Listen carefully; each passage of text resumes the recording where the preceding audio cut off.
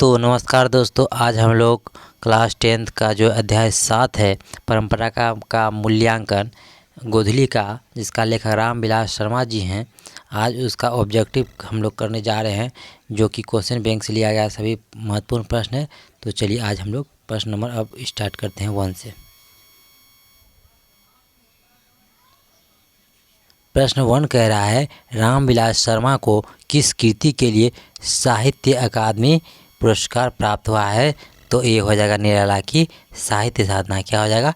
निराला की साहित्य साधना हो जाएगा। निराला की साहित्य साधना यानी ऑप्शन नंबर सी हो जाएगा। राइट आंसर क्या हो जाएगा? सी।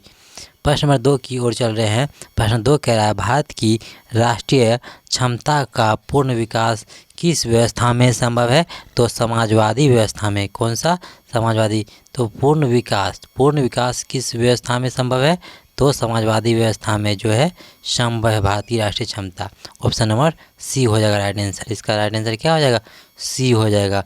प्रश्न नंबर 3 की ओर चल रहे हैं। प्रश्न 3 कह रहा है, लेखक रामविलास शर्मा के गांव का क्या नाम था? तो लेखक रामविलास शर्मा जी के गांव का नाम था ऊंच गांव सानी। ऑप्शन नंबर बी हो जाएगा ऊंच गांव सानी। ऊंच गांव सानी हो जाएगा। क्या हो जाएगा? ऊंच गांव सानी। ऑप्शन नंबर बी हो जाएगा राइट आंसर। प्रश्न नंबर 4 की ओर चल रहे हैं। प्रश्न 4 कह रहा है, अब भौतिकवाद का अर्थ भाग्यवाद नहीं है, किस निबंध की पंक्ति है? तो किस निबंध की पंक्ति है? प्रश्न कह रहा है किस निबंध की पंक्ति है? तो ये हो जाएगा परंपरा का मूल्यांकन। परंपरा का मूल्यांकन। ऑप्शन नंबर बी हो जाएगा राइट आंसर। क्या हो जाएगा? 4 का बी फॉर बॉल यानी बी हो जाएगा। प्रश्न नंबर 5 की ओर चल रहे हैं। प्रश्न 5 कह रहा है, साहित्य के निर्माण में प्रतिभाशाली मनुष्यों की भूमिका है। तो क्या है? निर्णायक। तो निर्णायक भूमिका है। कौन सा भूमिका है? साहित्य के निर्माण में प्रतिभाशाली मनुष्यों की क्या भूमिका है? तो निर्णायक भूमिका है। ऑप्शन नंबर बी हो जाएगा निर्णायक भूमिका है। प्रश्न नंबर 6 की ओर चल रहे हैं। प्रश्न 6 कह रहा है, जारशाही कहाँ थी? तो जारशाही जो है रूस में थी। जारशाही कहाँ थी? रूस में थी। रूस में। ऑप्शन नंबर क्या हो जाएगा? बी ए हो जाएगा। A. Option number A for apple यानी ए हो जाएगा। प्रश्न नंबर 7 की ओर चल रहे हैं। प्रश्न 7 के रामविलास शर्मा का जन्म कब हुआ था? तो रामविलास शर्मा जी का जन्म जो है 1912 ईस्वी में हुआ था। ऊंचगांव सानी में हुआ था। ऑप्शन नंबर सी हो जाएगा। Option number C for cat यानी सी हो जाएगा 7 का सी। प्रश्न नंबर 8 की ओर चल रहे हैं। 8 कह रहा है, परंपरा का ज्ञान किसके लिए आवश्यक है? तो परंपरा का ज्ञान जो है जो लकीर के फकीर न होकर क्रांतिकारी साहित्य की रचना करे, वो जो है परंपरा का ज्ञान के लिए आवश्यक है। ऑप्शन नंबर क्या हो जाएगा? सी। 8 का सी हो जाएगा राइट आंसर। प्रश्न नंबर 9 की ओर चलते हैं हम लोग। प्रश्न 9 कह रहा है, निराला की साहित्य साधना के रचनाकार है। तो निराला की साहित्य साधना के रचनाकार कौन हो जाएगा? तो ये हो जाएगा हमारे Ramvilas Sharma ji. Option number D for dog यानी डी हो जाएगा। प्रश्न नंबर 10 की ओर चल रहे हैं। प्रश्न 10 कह रहा है, जाति असीमता की दृष्टि से इतिहास का प्रभाव कैसा है? तो इतिहास का प्रभाव कैसा है? इतिहास का प्रभाव कैसा है जाति असीमता के लिए? तो ये उसका राइट आंसर क्या हो जाएगा? अविच्छिन्न। क्या हो जाएगा? अविच्छिन्न यानी ऑप्शन नंबर बी हो जाएगा। ऑप्शन नंबर बी हो जाएगा। 10 का राइट आंसर बी हो जाएगा। प्रश्न नंबर हम लोग 11 की ओर चल रहे हैं। प्रश्न 11 कह रहा है, साहित्य की परंपरा का पूर्ण ज्ञान किस व्यवस्था में संभव है? तो 11 का राइट आंसर क्या हो जाएगा? साहित्य की परंपरा का पूर्ण ज्ञान किस व्यवस्था में संभव है? तो 11 का राइट आंसर क्या हो जाएगा? समाजवादी व्यवस्था में। कौन सा व्यवस्था में? समाजवादी व्यवस्था में। Option number C right answer क्या हो जाएगा? ऑप्शन नंबर सी हो जाएगा। प्रश्न नंबर 12 की ओर चलते हैं। प्रश्न 12 कह रहा है, परंपरा का मूल्यांकन है।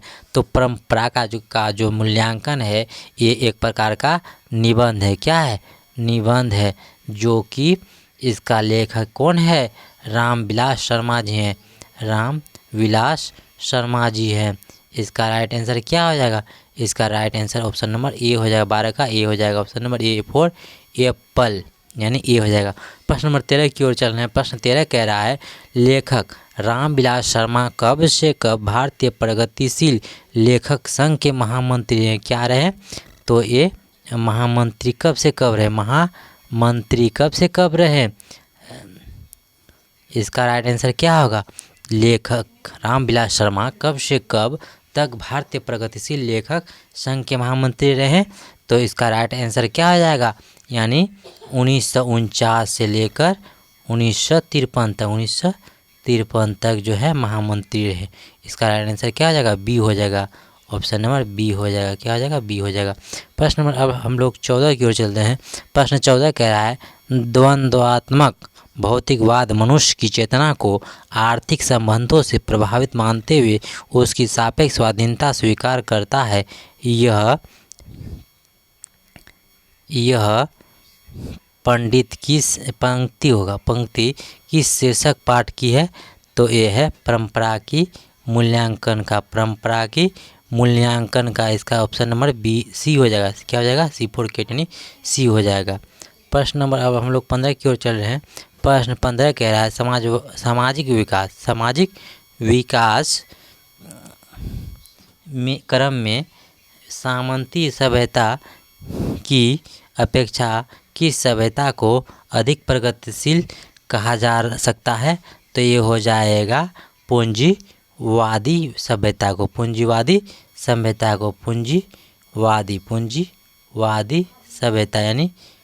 यानी क्या है इसका राइट आंसर? इसका राइट आंसर हो जाएगा ऑप्शन नंबर सी। यानी ऑप्शन क्या हो जाएगा इसका right answer? Option number C हो जाएगा, जो कि हमारा यहाँ है पूंजीवादी सभ्यता। प्रश्न नंबर हम लोग 16 की ओर चलते हैं। प्रश्न 16 कह रहा है मनुष्य और परिस्थितियों का संबंध है। तो मनुष्य और परिस्थितियों का संबंध किससे है? तो 16 का राइट आंसर क्या हो जाएगा? 16 का राइट आंसर हो जाएगा द्वंद्वात्मक। क्या हो जाएगा? द्वंद्वात्मक।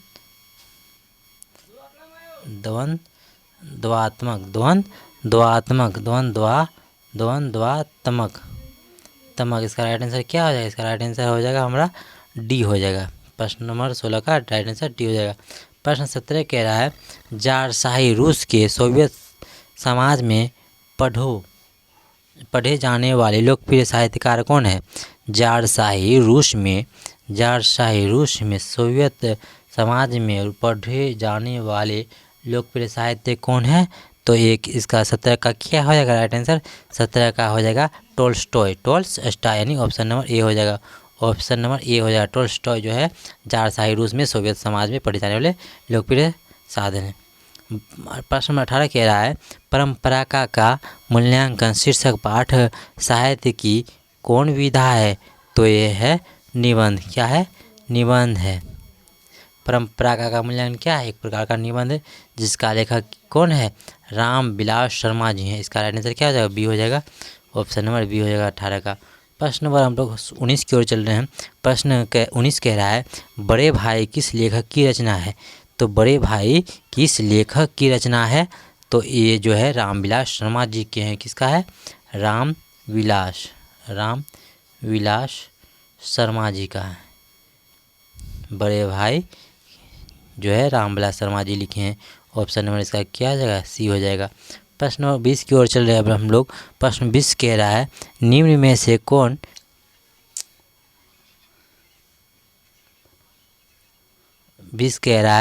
से कौन हिंदी आलोचना की महत्वपूर्ण हस्ताक्षर थे? तो 20 का राइट आंसर क्या हो जाएगा? हिंदी आलोचना के महत्वपूर्ण हस्ताक्षर थे। तो ये कौन था? रामविलास शर्मा जी हैं। ऑप्शन नंबर डी हो जाएगा राइट आंसर। क्या हो जाएगा? डी। प्रश्न नंबर 21 की ओर चल रहे हैं। प्रश्न 21 कह रहा है कौन मनुष्य के संपूर्ण जीवन से संबंध है? तो मनुष्य के संपूर्ण जीवन से किसका संबंध है? तो इसका राइट आंसर क्या हो जाएगा? किसका? साहित्य। क्या हो जाएगा? साहित्य। यानी ऑप्शन नंबर बी हो जाएगा। यानी बी फॉर बॉल। प्रश्न 22 की ओर चल रहे हैं। 22 बोल रहा है एथेंस किस महादेश में है? किस महादेश में? एथेंस जो है यूरोप महादेश में है। कौन सा महादेश में? यूरोप महादेश में। हम लोग का जो है महादेश 7 है, जिसमें यूरोप महादेश जो है एथेंस जो है यूरोप महादेश में। ऑप्शन नंबर क्या हो जाएगा इसका? डी राइट आंसर हो जाए। प्रश्न नंबर 23 की ओर चल रहे हैं। प्रश्न नंबर 23 कह रहा है यथेष्ट शब्द का अर्थ क्या है? तो यथेष्ट शब्द का अर्थ है पर्याप्त। क्या है? पर्याप्त। यानी ऑप्शन नंबर बी हो जाएगा। ऑप्शन नंबर क्या हो जाएगा? बी, यानी बी फॉर बॉल, बी। प्रश्न नंबर 24 की ओर चल रहे हैं। प्रश्न 24 कह रहा है टेनिसन किस भाषा के कवि हैं? टेनिसन जो है अंग्रेजी भाषा के कवि हैं। ऑप्शन नंबर क्या हो जाएगा? ऑप्शन नंबर सी हो जाएगा। सी कहाँ है? अंग्रेजी यहाँ है। प्रश्न नंबर अब हम लोग 25 की ओर चल रहे हैं। प्रश्न नंबर 25 कह रहा है लैटिन कवि वर्जिल पर किसने एक बड़ी अच्छी कविता लिखी थी? तो ये कौन लिखी थी? अंग्रेज कवि टेनिसन ने लिखी थी। अंग्रेज कवि कौन था? टेनिसन, जो कि जो है लैटिन कवि के वर्जिल पर एक अच्छी कविता लिखी थी। कौन लिखा था? अंग्रेजी कवि टेनिसन। इसका राइट आंसर क्या हो जाएगा? ये हो जाएगा राइट आंसर। तो आप लोगों को कैसा लगा ये वीडियो? अगर अच्छा लगा हो तो लाइक और सब्सक्राइब ज़रूर कीजिए। धन्यवाद।